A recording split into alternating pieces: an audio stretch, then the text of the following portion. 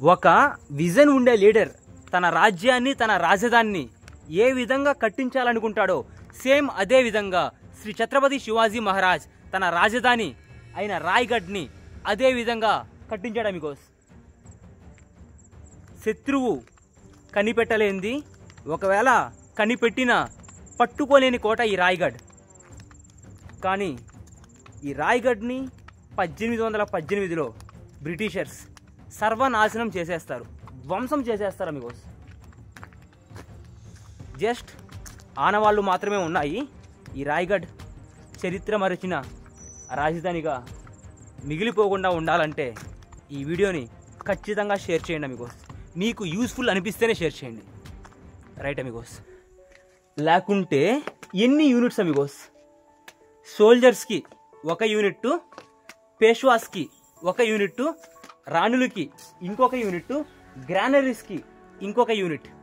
ఒక క్యాపిటల్లో ఉండాల్సినటువన్నీ ఈ క్యాపిటల్లో ఉండేవి అమిగోస్. ఒక పర్ఫెక్ట్ క్యాపిటల్. ఆ రోజుల్లో ఈ రాజధానిలో సుమారు 6000 నుంచి 7000 మంది జనాలు ఉండేదంట. ఈ రాజధానిని కట్టిన చీఫ్ ఆర్కిటెక్ట్ వచ్చి Hiroji Indulkar amigos. The greatest engineer has ever lived amigos. ఆ రోజుల్లోనే ఇంత పెద్ద కోటని కట్టారంటే ఏం చిన్న మాటలా? Literally Raigad is heaven Amigos.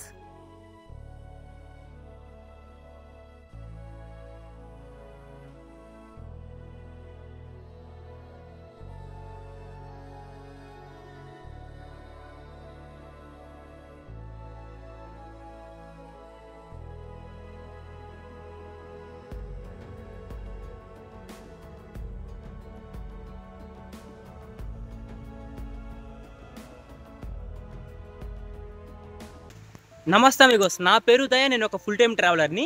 Present నేను వచ్చి మహారాష్ట్రలో ఉండే కోటలను అయితే ఎక్స్ప్లోర్ చేస్తూ ఉన్నాను.